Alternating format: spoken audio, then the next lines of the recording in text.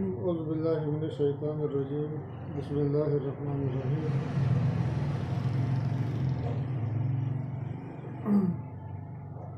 آج ہم اقبال سیشن کے 26ویں پروگرام کے لیے حاضر ہوئے ہیں، جو اکتوبر کے 21 کو ہونا تھا، لیکن کچھ مصروفیت کی بنا پر ہم مقررہ تاریخ کو نہیں کر سکے۔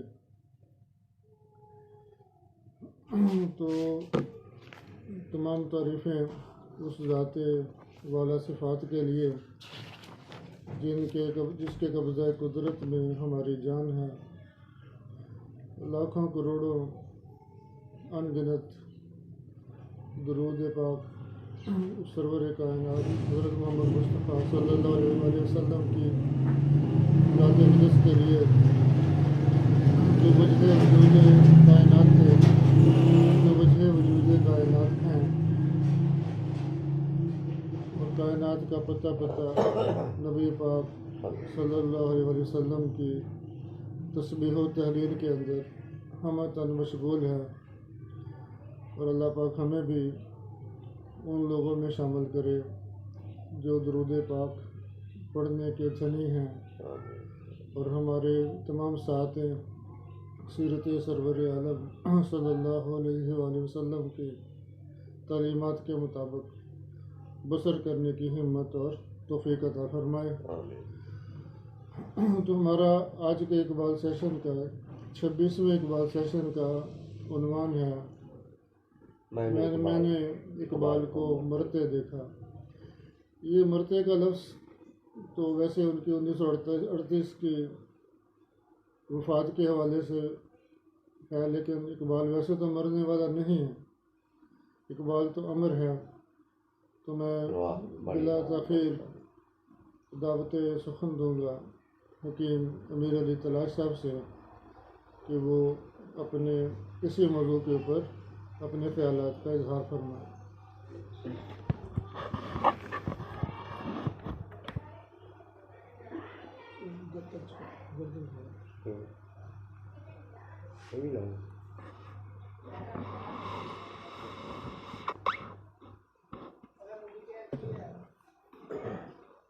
نحمدہ ونصلی علی رسولہ الکریم، اما بعد، اعوذ باللہ من الشیطان الرجیم، بسم اللہ الرحمن الرحیم۔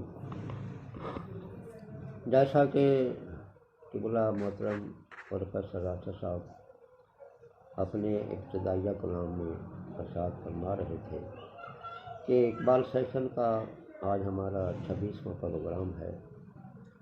ہمارے آج کے مقالے کا موضوع ہے میں نے اقبال کو مرتے دیکھا، لیکن چونکہ ماہ ربیع الاول شریف جا رہا ہے اور سرکار کی آمد پہ عرش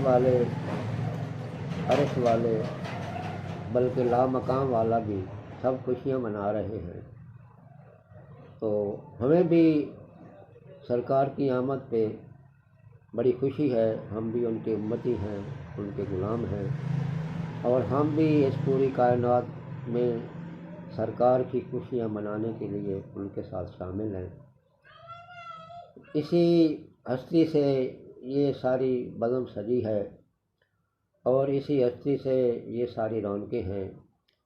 خیمہ افلاک کا استادہ اسی نام سے ہے، بزم ہستی تپش آمادہ اسی نام سے ہے۔ میں نے بھی میلاد النبی صلی اللہ علیہ وسلم کے کچھ اشعار لکھ رکھے ہیں، اور میں جناب کی خدمت پہ پیش کرتا ہوں۔ سرکار کی بارگاہ میں حاضری بھی ہو جائے گی۔ مبارک بزم ہستی کو کہ شاہ دو سرا آئے، مبارک آسیوں کو شافائے روز جزا آئے، مبارک ہو کہ مخلوق خدا کے رہنما آئے، مبارک صد مبارک زینت ارض و سما آئے، مبارک ہو حبیب کبریا آئے، مبارک ہو جہاں والو محمد مصطفیٰ آئے۔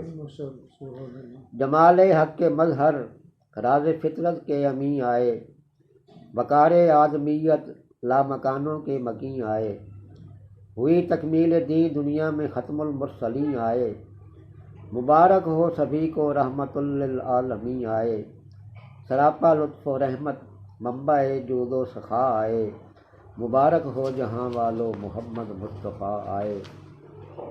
زمین و آسماں کے سب مکی خوشیاں مناتے ہیں، پرندے چہچہاتے ہیں، ستارے جگمگاتے ہیں، فضائیں رقص کرتی ہیں، نظارے مسکراتے ہیں، کھڑے ہیں سب مؤدب کے نبی تشریف لاتے ہیں، زمانے کے لیے لے کر وہ لطف بے بہا آئے، مبارک ہو جہاں والو محمد مصطفیٰ آئے۔ وہ دیکھو آ گئے کالی کملیاں اوڑھنے والے، وہ دیکھو آ گئے باطل بتوں کو توڑنے والے، وہ منزل کی طرف منہ قافلے کا موڑنے والے، سبھی مخلوق کا ناطہ خدا سے جوڑنے والے، تیرے حاجت روا آئے میرے حاجت روا آئے، مبارک ہو جہاں والو محمد مصطفیٰ آئے۔ میرے محبوب کی آمد پیام نو بہاراں ہے، وجود مصطفیٰ صبر و سکون بے قراراں ہے، سہارا بے کسوں کا ہے علاج دل فگاراں ہے، اسی نور مبیں سے شوقی حسن نگاراں ہے، مبارک غم زدوں کو دافع رنج و بلا آئے، مبارک ہو جہاں والو محمد مصطفیٰ آئے۔ وجود مصطفیٰ سے ہی بلندی اور پستی ہے، اسی ذات مقدس سے یہ نبض چلتی نبض ہستی ہے، وہ پورے شوق فطرت ہے، سرور کیف و مستی ہے، شعور بندگی ہے، راہ و رسم حق پرستی ہے، یہی ہے دوم مخلوق خدا کے پیشوا آئے، مبارک ہو جہاں والو محمد مصطفیٰ آئے۔ محمد مصطفیٰ نے آ کے دنیا کا چلن بدلا، ہوا بدلی فضا بدلی چمن کا سب چمن بدلا، دلوں میں انقلاب آیا شعور فکر و فن بدلا، امنگوں نے بھی بوسیدہ پرانا پیرہن بدلا، زمانے میں بلند کرنے نبی حق کی صدا آئے، مبارک ہو جہاں والو محمد مصطفیٰ آئے۔ اسی ہستی سے پھولوں نے نکھرنے کی ادا پائی، بہاروں کو ملا جوبن ستاروں نے ضیاء پائی، ضعیفوں کو ملی طاقت مریضوں نے شفا پائی، ملا بدحد کفن مجھ کو تو یہ فکر رسا پائی، وہ لے کے بد نصیبوں کے لیے بخت رسا آئے، مبارک ہو جہاں والو محمد مصطفیٰ آئے۔ گداؤں کو میسر آ گئی ہے شان سلطانی، غبار راہ کے ذروں کو بھی آئی درخشانی، فراز عرش سے اوپر اڑی جذبوں کی جولانی، گڈریوں نے لیے ہیں سیکھ انداز جہاں بانی، فقیر بے نوا کا ناتواں کا آسرا آئے، مبارک ہو جہاں والو محمد مصطفیٰ آئے۔ گدا ہوں میں میرا آقا و مولا کملی والا ہے، یہی بس ایک جہاں میں معتبر میرا حوالہ ہے، ازل سے تا ابد جن کا جہاں میں بول بالا ہے، تلاشش محفل کونین میں جن سے اجالا ہے، رہے لب پہ ثنا ان کی یہی دل سے صدا آئے، مبارک ہو جہاں والو محمد مصطفیٰ آئے۔ تو اب ہم آتے ہیں مقالے کی طرف۔ الموت قدح کل نفس شاربوہا والقبر باب کل نفس داخلوہا، کہ موت ایک ایسا پیالہ ہے جسے ہر ذی روح ہر ذی نفس نے پینا ہے، اور قبر ایک ایسا دروازہ ہے جس میں ہر ایک نے داخل ہونا ہے، موت سے کسی کو مفر نہیں، ہر ذی روح کی موت اپنے وقت پہ آ کے ہی رہتی ہے۔ حضرت علامہ محمد اقبال کے دوست اور عقیدت مند سر محمد شفیع بیرسٹر ایٹ لا فرماتے ہیں کہ علامہ اقبال کی موت 21 اپریل 1938 کو صبح کے کوئی 5 بجے واقع ہوئی، اور مجھے اس بات کا شرف حاصل ہے کہ میں ان 3 اشخاص میں سے ہوں جو علامہ کی موت کی شہادت دے سکتے ہیں۔ علامہ مرحوم کے انتقال کے وقت میرے سوائے 2 اشخاص اور بھی تھے، جن میں سے ایک تو علی بخش تھا اور دوسرے دیوان علی تھے۔ گرچہ علامہ کی علادت کا سلسلہ 1934 سے جاری تھا، لیکن جب 1938 کا آغاز ہوا اور آل انڈیا پیمانے پر پہلا یوم اقبال نہایت کامیابی سے منایا جا چکا، تو علامہ کی علالت نے ایک نیا پلٹا کھایا۔ اس زمانے میں حکیم محمد حسن کرشی ان کا علاج کر رہے تھے۔ کیونکہ سر محمد شفیع صاحب علامہ کے مرض الموت کے دوران شب و روز ان کے پاس رہے، لہذا ہم ان کی زبانی ہی یہ ساری رودات سنتے ہیں۔ 17 مارچ سے حالات کچھ ایسے ہو گئے تھے کہ خبر گیری اور تیمارداری کا تسلسل ضروری تھا، چنانچہ میں مستقل طور پر جاوید منزل ہی میں اٹھایا تھا اور رات بھر جاگ کر علامہ کو دوائیں کھلایا کرتا تھا۔ علامہ اقبال کو ضیق النفس کے خفیف دورے شروع ہوئے۔ 1-2 روز نکرس کی تکلیف بھی رہی۔ ضیق النفس کے لیے حکیم کرشی صاحب نے ایک ہلکا سا جو شاندار تجویز کر رکھا تھا، جس کے استعمال سے سکون ہو جاتا تھا۔ حکیم صاحب کی تشخیص یہ تھی کہ علامہ کو دمہ قلبی ہے اور اس کی وجہ ضعف قلب ہے۔ ڈاکٹروں نے بھی تشخیص کی تعین کی تھی۔ علامہ صاحب کا جگر اور گردے بھی معاف ہو چکے تھے۔ حکیم محمد حسن کرشی طبیب کی حیثیت سے نہیں، بلکہ انتہائی مخلص عقیدت مند کی حیثیت سے حضرت علامہ کے علاج میں مصروف تھے۔ گھنٹوں بلکہ بعض اوقات رات کے 1-1 بجے تک علامہ کی خدمت میں حاضر رہا کرتے تھے، انہیں خوشگوار دوائیں کھلاتے اور خوشگوار باتیں کرتے۔ علامہ کو بھی ان پر بڑا اعتماد تھا۔ ڈاکٹر محمد یوسف، ڈاکٹر الہی بخش اور ڈاکٹر جمیت سنگھ سے بھی کبھی کبھی مشورہ کر لیا جاتا اور وہ بھی انتہائی توجہ اور عقیدت سے علاج کرتے، لیکن علامہ ڈاکٹری دواؤں کی ناگواری سے بے حد گھبراتے تھے اور علاج جاری نہ رہ سکتا تھا۔ ڈاکٹری دواؤں سے علامہ کو نفرت تھی، لیکن جب انہیں خمیرہ گوزبہ نمبری یا دوال مسک چاندی کے ورقوں میں لپیٹ کر دی جاتی تو بے حد خوش ہوتے اور کہا کرتے کہ یہ ادویہ جتنی مزیدار ہیں اتنی ہی ان کی مقدار خوراک تھوڑی ہے، نہ 5 نہ 7، صرف 3 ماشا۔ وہ کہا کرتے کہ ہماری دواؤں کے اثرات صدیوں کے تجربے سے ثابت ہیں، آج کل کی دواؤں کا کیا ہے، ادھر ایجاد ہوئی ادھر متروک۔ حضرت اقبال کو حضور سرور کائنات صلی اللہ علیہ وسلم سے عشق اس حد تک تھا کہ ذکر مبارک کے ساتھ ہی اشکبار ہو جاتے۔ بیماری کے آخری ایام میں تو فرتے ادب سے یہ کیفیت ہو گئی تھی کہ حضور پاک صلی اللہ علیہ وسلم کا اسم گرامی زبان پر لانے سے پہلے اس امر کا اطمینان کر لیتے کہ ان کے حواس اور بدنی حالت میں کوئی خرابی تو نہیں۔ فکر شعر کی کیفیت یہ تھی کہ آخری 1-2 سال ارمغان حجاز کی ترتیب میں بسر ہوئے۔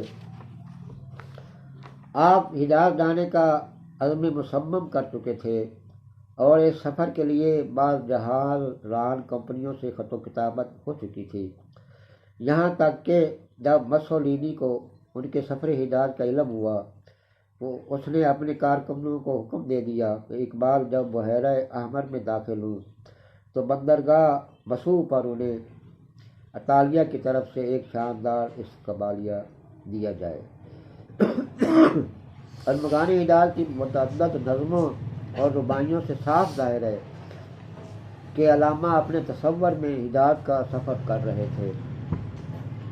ایک مسلمان کو خصوصاً آخری عمر میں سفر حجاز کا خیال آنا اور پس مرگ خاک طیبہ میں ٹھکانہ ڈھونڈنا زیب بھی دیتا ہے، اور یہ اس کے لیے ضروری بھی ہے، کیونکہ اس کی آخری منزل آستان مصطفیٰ ہی ہے۔ مئی پیری رہے بتہا گرفتم، نواخاں از سرور آشکانہ، چوں مرغے کے در صحرا سرے شام، تو شاید پر بفکر آشیانہ۔ علامہ صاحب فرماتے ہیں کہ اس بڑھاپے کے عالم میں نے رہ بتہا اختیار کی ہے، اور میں عشق و محبت میں نغمے گاتا ہوا سرکار کی طرف جا رہا ہوں، اس پرندے کی طرف جو سارا دن صحرا میں دانہ بن کا چگتا ہے، اور شام کو اسے اپنے آشیانے کی فکر ہوتی ہے، اور یہ آشیانے کی فکر میں اپنے وہ پر کھولتا ہے۔ میری بھی وہی کیفیت ہے۔ اور اقبال کہا کرتے تھے کہ اصل سفر نامہ حجاز تو وہ ہوگا جو حجاز سے واپسی پر لکھا جائے گا۔ حضرت اقبال کی ریلت سے ایک دن قبل آپ کا پرانا ساتھی اور ہم جماعت حیرن آپ سے ملنے آیا۔ یوں بھی وہ کمرے میں داخل ہوا، علامہ صاحب نے اٹھنے کی کوشش کی اور اپنے پرانے ساتھی کو خوش آمدید کہا۔ سب سے پہلے حیرن نے علامہ کو وہ دن یاد دلائے جبکہ وہ اور علامہ ایک ساتھ میونخ یونیورسٹی میں تعلیم پایا کرتے تھے۔ پرانے تعلقات کو یاد کر کے علامہ بہت خوش ہوئے اور ان کا چہرہ خوشی سے دمک اٹھا۔ وہ جنہیں علامہ سے گفتگو کرنے کا موقع ملا ہے بخوبی جانتے ہیں کہ ان کی باتیں بڑی دلچسپ ہوتی تھیں اور وہ باتیں کرتے ہوئے تھکتے نہیں تھے۔ حیرن اور اقبال کے درمیان مختلف موضوعات پر باتیں ہوتی رہیں۔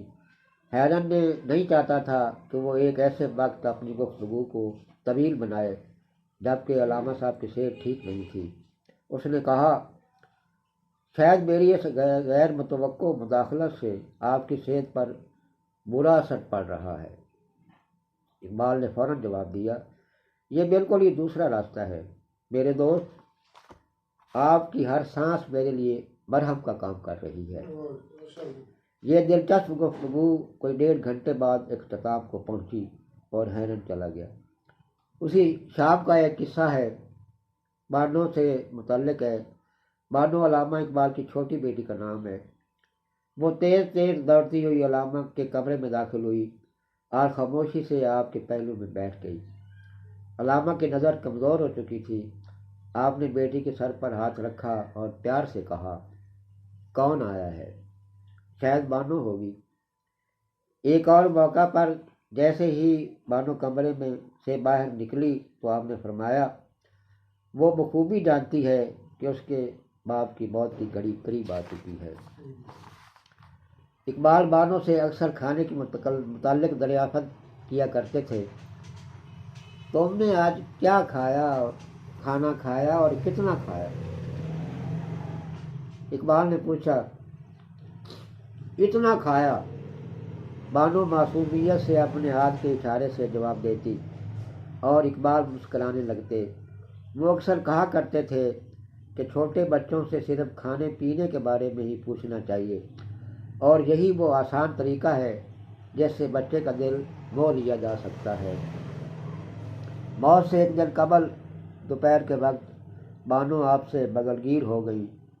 نہ جانے اس دن اقبال کو کیا ہو گیا تھا، وہ رو رہے تھے اور بانو حیرت سے آپ کا منہ تک رہی تھی۔ اس وقت سورج غروب ہو رہا تھا۔ علامہ کا بستر ان کے دیوان خانے میں بٹھا دیا گیا۔ اس موقع پر ایک ٹانگا راستے سے گزرا۔ ٹانگے والا ایک غمگین پنجابی گیت الاپ رہا تھا۔ اقبال نے جب اس کی درد بھری آواز سنی تو ایک سرد آہ بھری اور چھت کو گھورنے لگے۔ اس وقت آپ کے سارے دوست احباب اور رشتہ دار جمع ہو چکے تھے۔ وہ تمام جانتے تھے کہ اقبال کا وقت قریب آ چکا ہے۔ وہ ایک دوسرے سے دبی آواز میں پوچھتے، کیا آج رات اقبال زندہ رہ سکیں گے؟